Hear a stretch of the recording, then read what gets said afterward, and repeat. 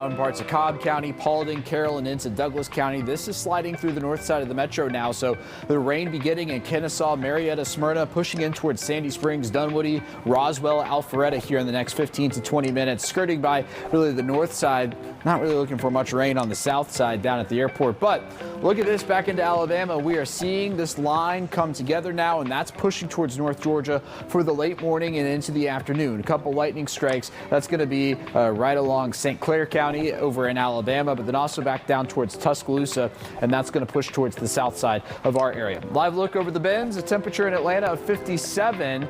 Down to the south, it's warmer. It's in the 60s and 70s down towards Eatonton and Macon. 50s in Atlanta for the next little while. And then into the afternoons, we're going to get into the 60s. Details on this wind chill situation. Yes, we're calling it a situation. That comes right here in a few minutes. Caitlin? All right, you have our attention for sure, Alex. Thanks so much. It is now 7:01 and a memorial 5K being held today in Athens honoring Laken Riley, the nursing student killed while running on UGA's campus back in 2024. Her killer, Jose Ibarra, sentenced to life in prison that same year.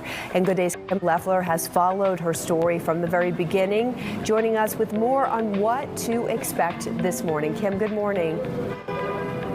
Good morning, Caitlin. Well, as you can see here behind me, setup is underway for this 5K. This is right by the Tate parking deck. This, of course, is just one day before the 2-year anniversary of Laken Riley's death. The community coming together today for this 5K, as well as a memorial service.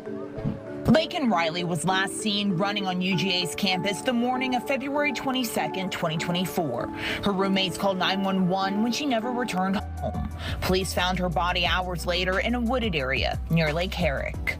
Her killer, Jose Ibarra, entered the country illegally and was convicted of all counts against him, including malice murder. This sick, twisted, and evil coward showed no regard for Laken or human life. I hope this sentencing sets a precedent so it stops with Laken and fails to happen to anyone again. Since Riley's death, UGA has invested over $7 million to install call boxes, fencing, and improve lighting. Legislators also quickly took action. Representative Mike Collins introduced the Laken Riley Act in 2024, requiring ICE to detain illegal immigrants accused of crimes like theft or burglary. Riley's family joined President Trump as he signed that bill into law in January of 2025. To Laken's family, we will keep Laken's memory alive in our hearts forever, everyone's hearts. With today's action, her name will also live forever in the laws of our country, and this is a very important law. This is something that has brought Democrats and Republicans together. That's not easy to do. Laken did it. The Run for Your Life 5K is going to be starting in just about an hour at 8 o'clock. Check-in is going to begin here momentarily. And following the race, there's also going to be that memorial service. That is going to start at 10 a.m. We know Mike Collins will be speaking, as well as members of Laken Riley's family. We will, of course, keep you updated throughout the morning here on Good Day Atlanta, as well as Fox Local. Live this morning in Athens, Kim Leffler for Good Day Atlanta. Thanks for that update, Kim. We'll check in with you in just a little bit. And developing this morning just into the Fox 5 newsroom, we have learned that former Olympian Jeff Galloway is in the hospital. Family members posting on his social media account that he had emergency neurosurgery, is now being cared for in the ICU.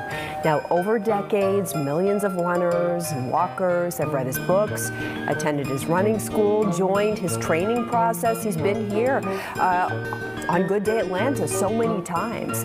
Family members asking for fans and runners to send a video message of support. You can see that address on the bottom of your screen there, where you can do just that.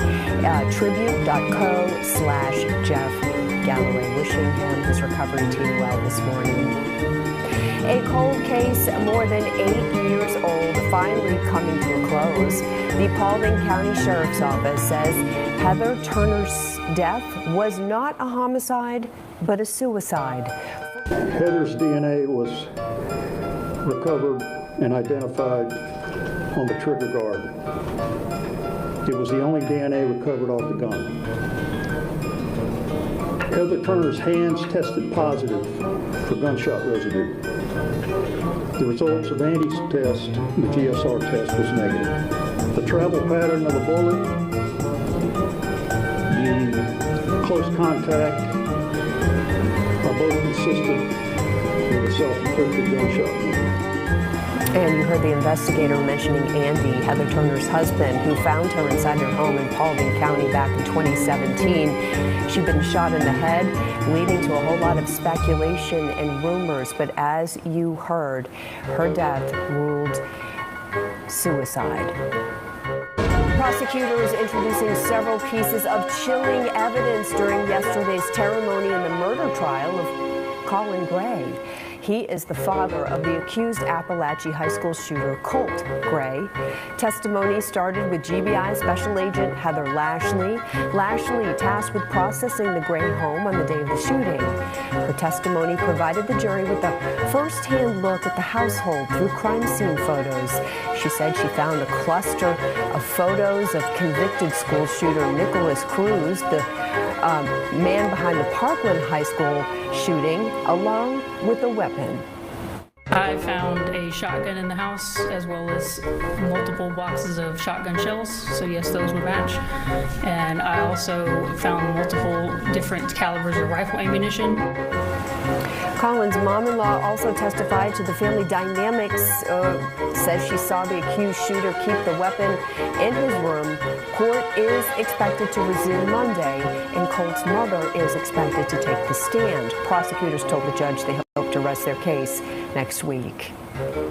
Judge Glenda Hatchett appearing in court yesterday, responding to a claim from the Georgia Sheriff's Association. Hatchett was ordered to pay attorney fees. This is after she dropped a lawsuit against the group. Former Bleckley County Sheriff Chris Cootie pleaded guilty to sexual battery for groping Hatchett in 2022 during a reception for the association. Hatchett had named the Georgia Sheriff's Association as part of her civil lawsuit over the incident, alleging negligence and liability on their part. However, the TV judge decided to withdraw the lawsuit recently, saying she wanted to put the whole incident behind her. Her legal team arguing the most recent fee request lacks merit and could discourage other victims from coming forward. I have literally heard from people in parts of the world who have reached out to me. I've heard from women who said, I never had the courage to do this, but because of you, I have now found my voice. And if I allow this to stand, it has a chilling impact on others who need to come forward. Judge Hatchett says her team will not be quiet on this issue. We'll keep you updated. And developing, a Hall County high school teacher, soccer coach, arrested and charged with raping an underage family member. The Banks County Sheriff's Office arresting Felipe Esteban Nunez at his Gainesville home on February 13th. Investigators say the victim told them the alleged assaults happened between 2018 and 2019 in Banks County. Nunez has worked for Hall County Schools since 2024, teaching Spanish and coaching the JV boys soccer team at Chestatee High School. The district says he is now on administrative leave. A 21-year-old man recovering after police say he was shot here on MLK Drive. Fox 5 over that scene. Sky Fox 5. Atlanta police originally thought he'd been shot on Richardson Road, have since learned that was not the case. He is now at the hospital being treated for a bullet wound to the hand as police are trying to figure out exactly who is responsible. And we are hearing from the family of a 21-year-old man shot and killed in Atlanta last weekend. Police say Travales Talbert Jr. was gunned down at a home on Coleman Street. This is in the southwest part of the city. Family members we spoke with say Trey was the life of the party and lit up every room. They also say they can't wrap their head around the fact that he is gone. They don't understand how this could happen.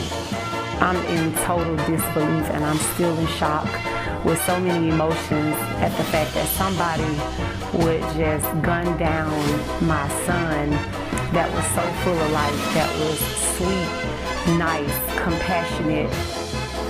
Police have not released any details as to how the shooting happened. Family members say they remain confident that police will find the killer.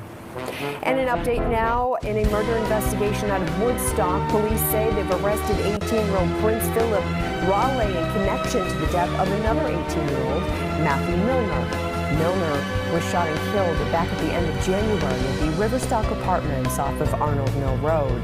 Raleigh now faces multiple charges, including malice and felony murder, along with aggravated assault. He is now behind bars at the Cherokee County Adult Detention Center. To Troup County now, where a county employee who stole more than $500,000 worth of taxpayer funds is going to spend 18 months in jail and have to pay all that money back. Federal prosecutors say Wesley Gaddy exploited the personal information of more than 75 former Troup County employees while she was the county's payroll specialist, redirecting their funds to her own accounts. Federal prosecutors say she used the money to fund a boutique she ran on the side, also bought 3 horses, a horse trailer, a travel camper, and a boat. Service for Laken Riley 2 years after she was found dead. They do say that she was killed by an illegal immigrant while running on the campus of UGA. Her family is speaking right now, so I'm going to let them take over. Speak with Lauren, which is Laken Riley's sister, her little sister. She's going to join me here in just a moment. And then followed up, Nick is going to interview Mike Collins. And after that, we'll have a message from Derek Anglin with New Grace Church. And he's going to tell us why it's called Run for Your Life. I know that there's a lot going on in the media about that name, and we're going to give some answers to that. There is a myriad of reasoning for that name. So I'm super happy that you guys are, here in this weather, in this rain. I know it's making us have to contort a lot of things, so it is what it is, right? But we're here. If you want, we can go ahead and transition over. I'll hand it off to Lauren. All right, Lauren. Let's go, sister.